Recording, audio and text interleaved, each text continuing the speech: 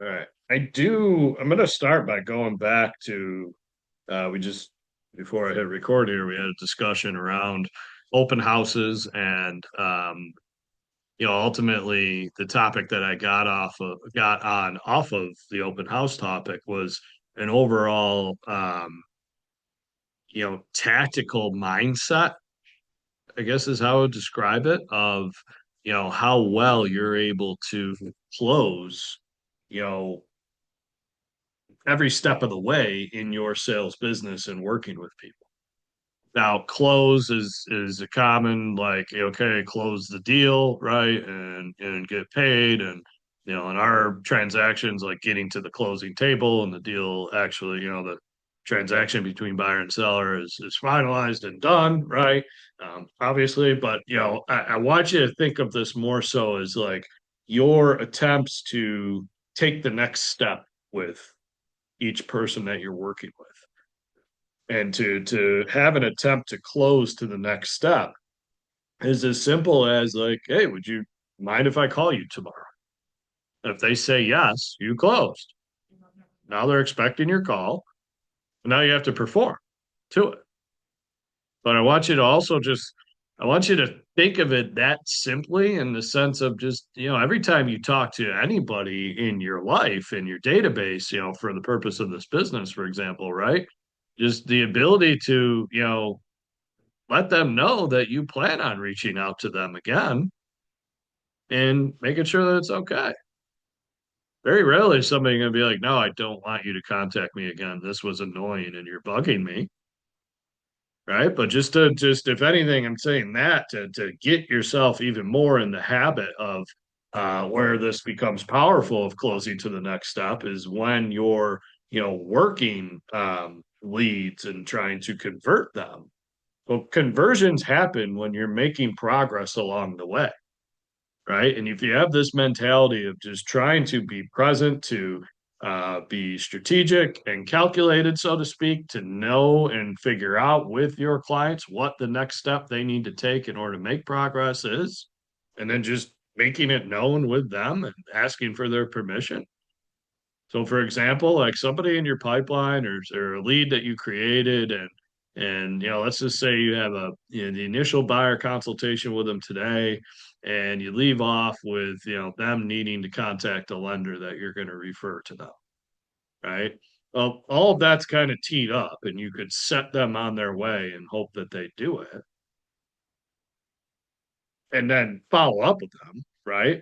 But it may not have the same effect versus if the close attempt is something to the effect of, hey, it's Monday right now. Like, I know you said you need a couple days to kind of think about this, and then you're going to call the lender in that time too.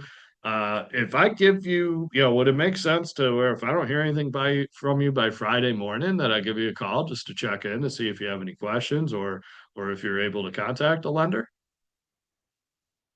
I mean, that's, you're attempting to close there. You're just closing to the next follow up and closing to the purpose of them, taking the steps to contact the lender and get that done. But it all, it's all towards progress. So I want, the this is something that you can immediately implement in terms of just every time you're leaving off with somebody, let them know when you'll be calling them back or touching base again, following up around, whatever. But when you adapt this, like this is a specific tactic, but I'm more so challenging you to approach it from a mindset standpoint, and it'll go a long way for your overall, the practice of your sales business, so to speak. Questions, thoughts on that? Anybody? Before we wrap up that. All right. So I'm gonna. What do I want to share? Let's share my screen here.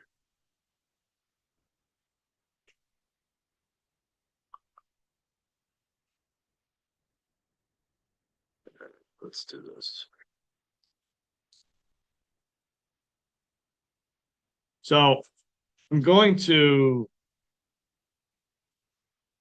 present a theme here of what we talked about before, but um, affordability, that word, that theme, that problem, um, is not only going to be the buzzword to our industry and many industries, frankly, next year in 2026, but I would argue, not to be dramatic or anything, but I think it could be the buzzword. It could be the theme of the quote unquote problem of an overall marketplace and, um, you know, society, so to speak, for many years to come.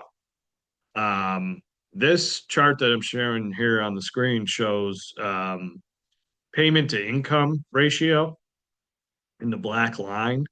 And we just got below 30%, which is where we want to be. 30% of income going towards housing is always been kind of the baseline for what is a max situation. Like, you don't want to exceed that. So this is a national chart showing us that nationally, affordability has just gotten below that mark, which is good, but just also kind of emphasizes the problem that we've been in here for a number of years, like, hovering around this mark and, spiking upwards of all-time highs, in recent years is a problem of the national marketplace and our marketplace too. Now, what's been interesting is, we've always been looked at Rochester in this region as an affordable, quote unquote, market, comparatively speaking. And, I guess overall and comparatively speaking to, many other markets where, home values are just double, triple, depending on where you're at, right? So we're still well below the national average price point, that's been hovering around 400,000, and we're, a good $100,000 below that, depending on the local, hyper local market here, that you're looking at. What's interesting is we're kind of like, okay, some may say we're debunking that based on how much value we've gained in recent year and how much our pricing for homes has grown in recent years.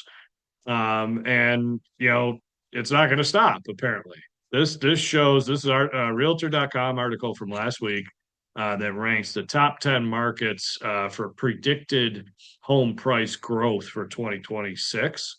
And we rank second on the list nationally at projected growth rate of 15.5% for 2026.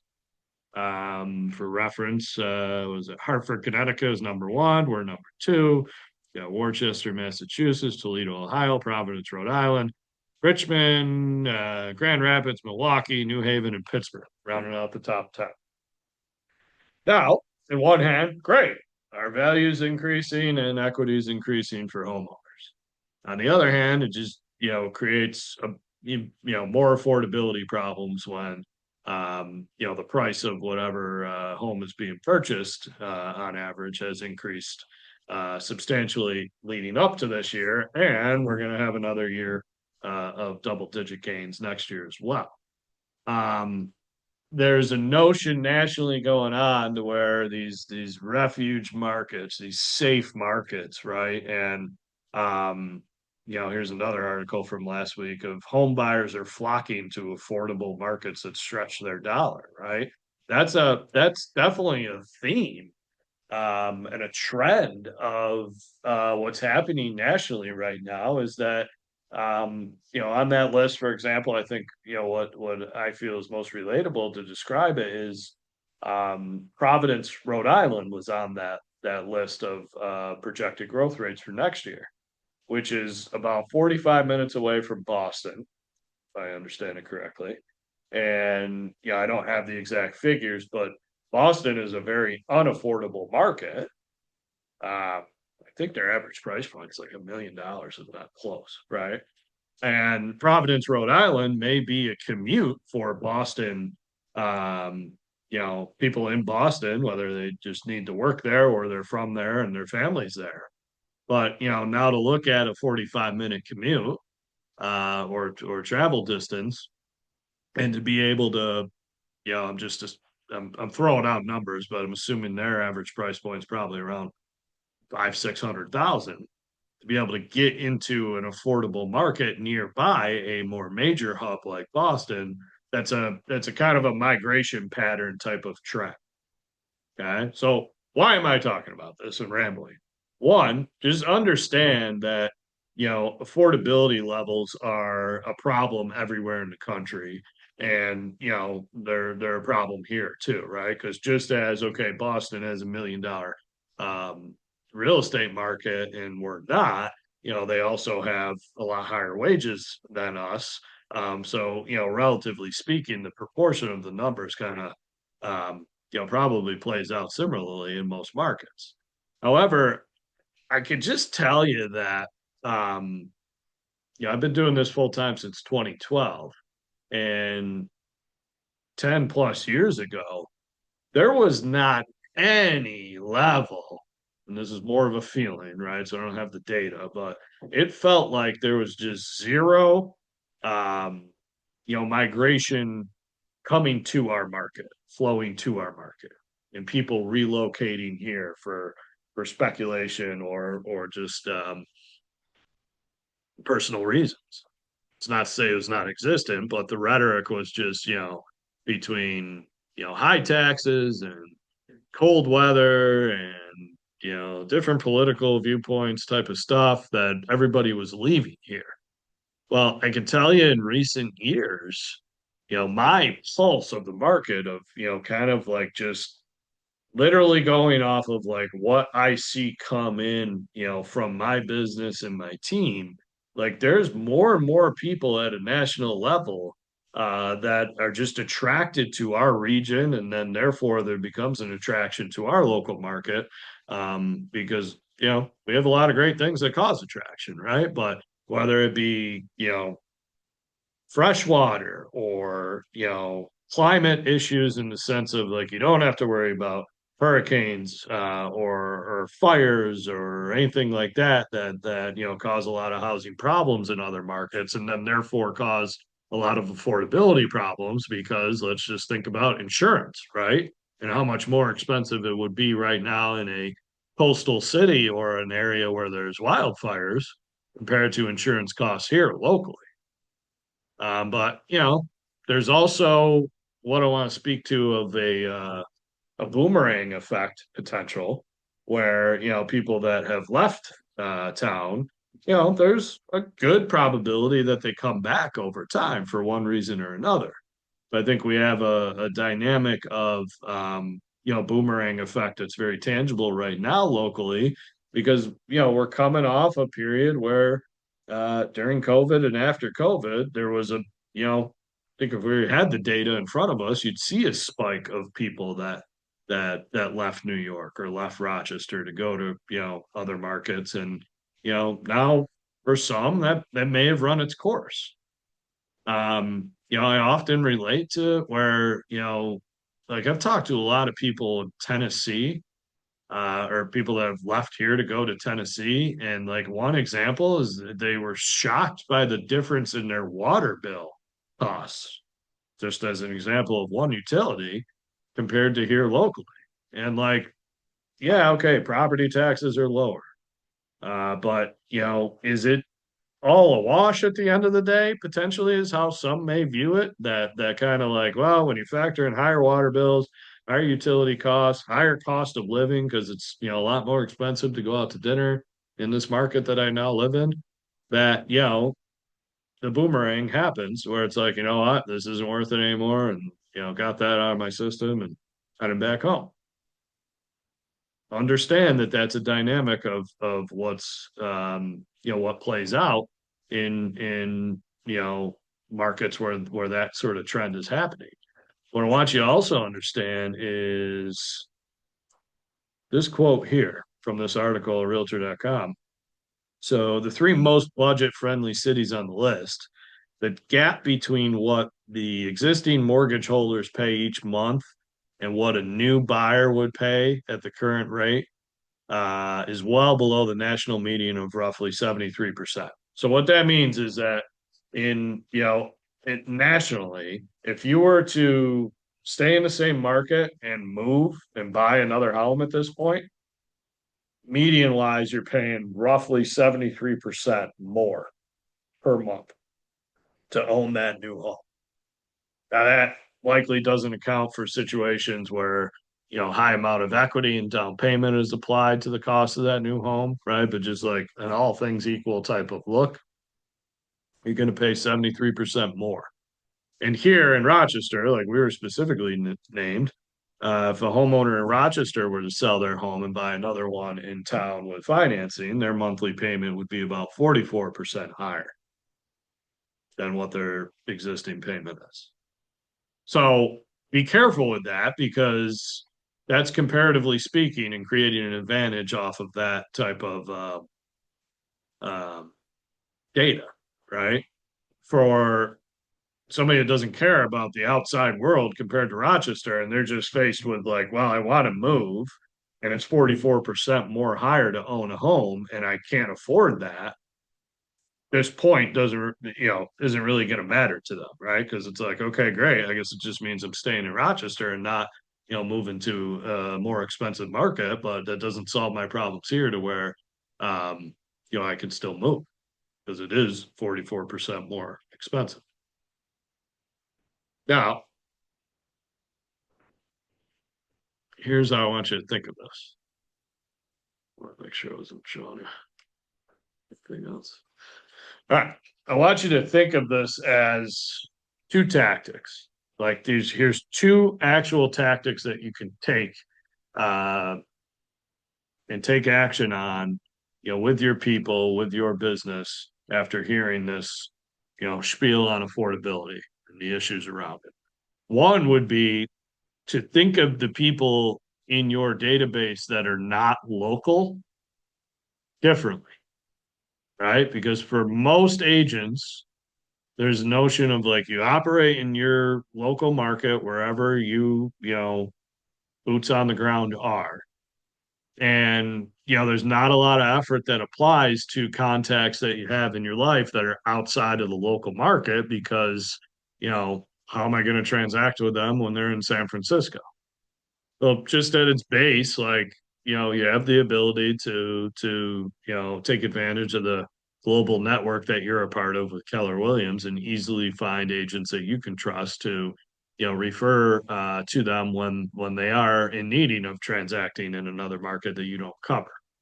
So those relationships, to allow those people to understand that you can help with that, you have to have the relationship in order for it to play out. Where I'm more so going with this is a couple different things. I mentioned like safe markets that people around the country are seeking from an affordability concept, right? And we're still going to wind up on that list, even though we've had an increase in price recently. Big increase in price and continue to, the predictions are to continue on. Well, we're still, comparatively speaking, more affordable than most other markets, right? So just understand that we have that safety and we have, various elements that kind of, haven't been to our advantage in the last 10, 15 years that, are now coming to be one in the sense of, the issues with climate change and how we're kind of sheltered from that. From the standpoint of the insurance dilemmas that's brought up with coastal markets and fire type markets, that becomes a tangible effect that plays into thing that draws an interest to us in creating more of a dynamic that we're a safe market. The other aspect I mentioned is that boomerang effect, right? So if you have people in your life that should be in your database that lived here and moved away, just because they moved away, don't think that you shouldn't be, staying in relationship with them and marketing to them for your business. Because the boomerang effect is real.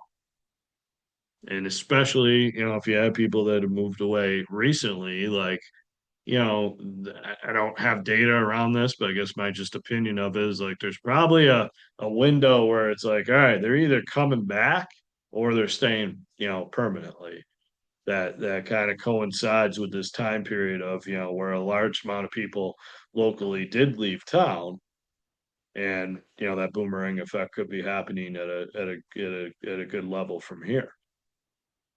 Also, think of it this way too, like think generationally, right?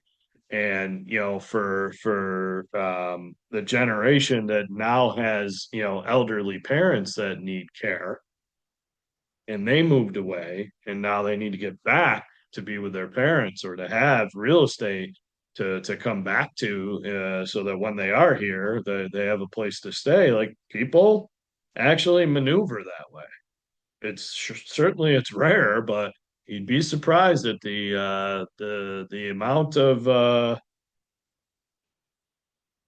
let's just say, people with enough money to where it's convenient for them to own a real estate asset to just come to, when they're here, to take care of a loved one, and to have a couple $100,000 tied up in that, they're able to afford it. And that's a thing where it's just like, hey, I'm from Las Vegas. Mom's here. She's getting older. I just need a small little place to come and stay, because I'm staying here, 5, 6 times a year, and hotels are starting to get to be a pain in the butt.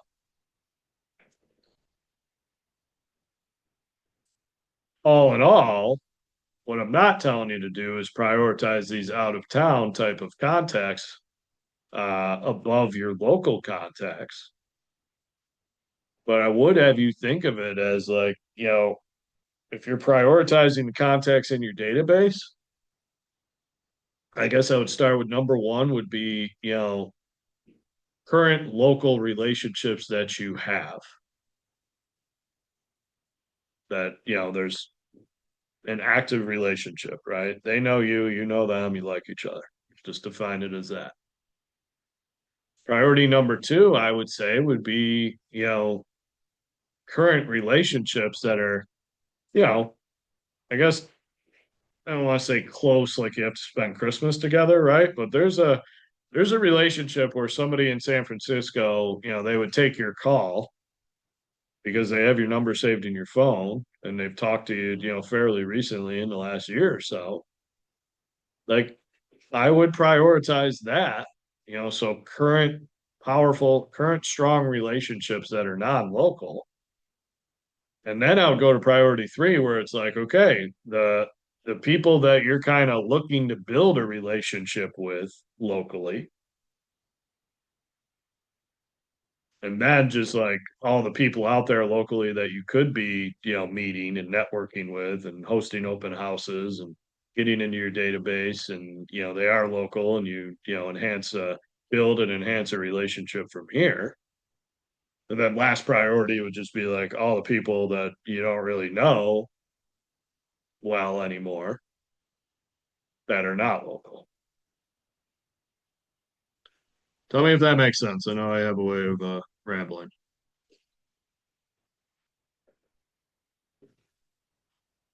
It does make sense. Jason, I have a question.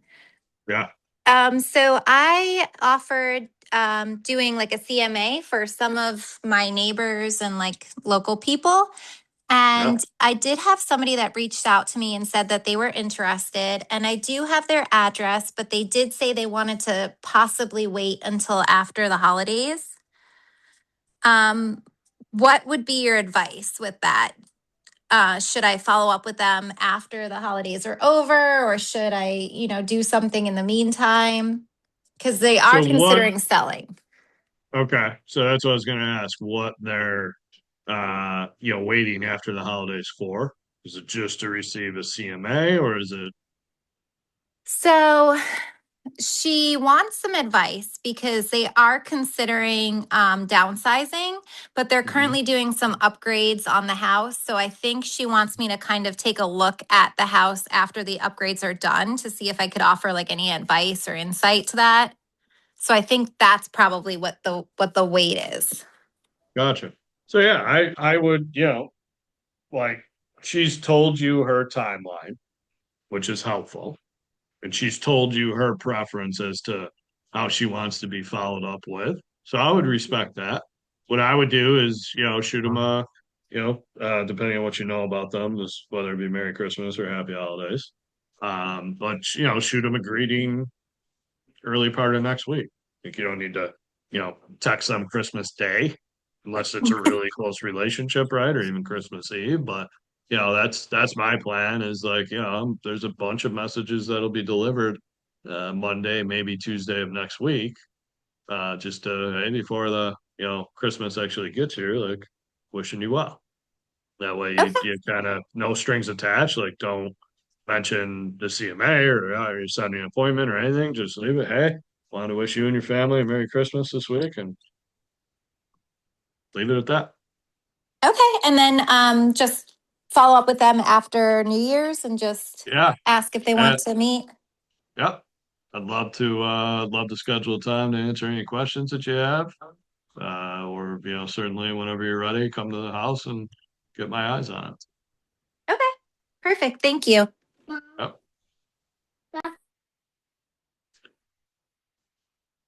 The other tactical tactic strategy that I'll give you with this affordability concept is you see my screen on this repayable second lien. But the tactic of being able to identify um, solutions that can help with affordability, right? And what I have posted right here is a new product that just came out from Sunny May that allows for buyers to take up to a 5% of the purchase price, an interest-free loan to go towards down payment and closing costs to help with the out-of-pocket costs for buyers. So this is a pretty cool program. I mean, any lender that does Sunny May should have access to this. My loan officer at Premium notified me of it. Gave me the sheet and the info that they're rolling it out. So what I would recommend that you do is get, this is a great if you haven't established a loan officer partnership yet for your business, this could be a great way to go about it, right? To where if you're, going into that with a mindset of like you want to interview the loan officer and lender that you want to work with for your business moving forward and see how they respond to you with a request like this to where it's like, hey, I heard about this new Sunny May program. Like, can you tell me about it? I'd love to learn more. And I'm ultimately looking for, a partner to trust on the lending side of the business. Kind of gets a little unfair, I guess, what I'm about to say now, but especially around the holidays here, you're going to find out what they got. You're going to find out whether it is somebody that is somebody that you want to work with based on how they respond. But ultimately, aside from that, to have a knowledge and an updated arsenal of the lending products that are out there to help fight affordability with, becomes key in this business. I'll take it further to say, you have to have your database and your pipeline organized in a manner that um, can allow you to easily identify who you should present these options to. Because when you have, when you get going and you have an organized pipeline of, let's just say, typically use ABC type of ranking, right? Say if you're looking at a list of C buyers that, certain chunk of them are struggling with the, having enough money for the down payment to be able to go and act, be active in the market and they're saving and that this is the hang up. Well, now when you get a product like this that comes up and it hits your email like a newsflash type of thing, and now you're just looking at that list and like, okay, I gotta call each of these 5 people individually and just, hey, I wanted you to know about this. See where they're at. Becomes a powerful, follow up because and a like real crafty sales follow up without necessarily, being salesy to the point of, hey, anything new you ready to transact with? Yeah. It's more so just like, hey, I know last time we talked, you were struggling, to have the money to come up for a down payment. I don't know if anything's changed, but I've got news on a new lending program that just came out that can definitely help you. That's playing the game at a different level. Now, overall, where else like segue to a topic of you're going to make your money in lead development. Okay. And what I mean by that is, you can be social, you can communicate, you can lead generate, however you want to think of it, right? But like you do the effort to generate a lead, right? To create an opportunity for yourself as somebody who wants to transact in real estate. How well you work to develop that lead, that person with purpose to help them reach their goals. How well you have a mindset and a skill set to be able to do this is going to be, direct correlation to how successful you are, I would argue. Okay, because it involves taking, really forcing a consultative approach to be able to find out what it is that you could do to help them and then come up with the creative options and solutions to be able to lead them, to their goals. Another way to think of this is just like average agents as salespeople, are going to focus their priorities on like what's in front of them that can be converted right now. And, I get it, rightfully so. Like, if there's something to convert, like do it. Well, what that encourages is not enough purpose and focus towards everybody else that isn't there, meaning like right now I'm ready to go. Is A, it's going to be the majority of your people in your database or your pipeline at any given time. But B, if we don't apply enough focus and purpose towards that, we're not helping enough to allow them, to get to the finish line on their end or to transact sooner on your end and your benefit. And most average agents are just going to kind of wait for people to either come to an epiphany themselves or like take the actions to get themselves in a position to transact themselves without your help. And there's a huge difference between agents that, become partners. And then think of it as like an accountability partnership with a potential buyer. That's a past friend of yours or just a referral from a neighbor, whatever it is, right? There's a different level of professionalism and therefore a relationship that plays out for a career when you're helping somebody for 3 years prior to them buying their first home and you've stuck by their side for 3 years and help them through conversations for 3 years and help them, get set up with a repayable second lien through Sunny May. And you're just going to convert more because now you have more focus to an overall bigger pipeline. So lead development, not lead generation, is like, from a sales standpoint, is what you should be focused on. Social generation, yes, from a sales standpoint, but just like how you can create yourself, in a dynamic where it's just like you're constantly interacting with people that of equal importance, I guess, to lead development, right? But just like understand that, you can take an easy route and just find a way to be social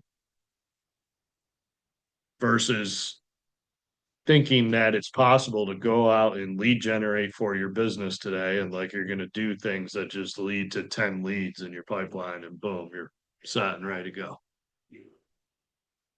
You think of it as being consistently social day in and day out, week in and week out, and then bringing people into your world that you're now developing in order to convert them to a transaction. This whole notion of like, urging you to be very human to the point where like it just felt dirty for me to say convert them to a transaction,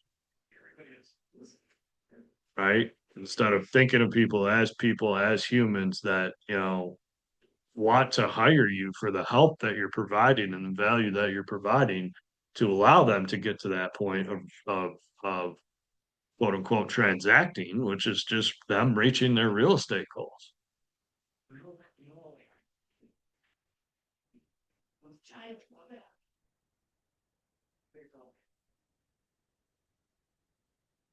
So all this is perspective, right? For how to approach, what to do in this business.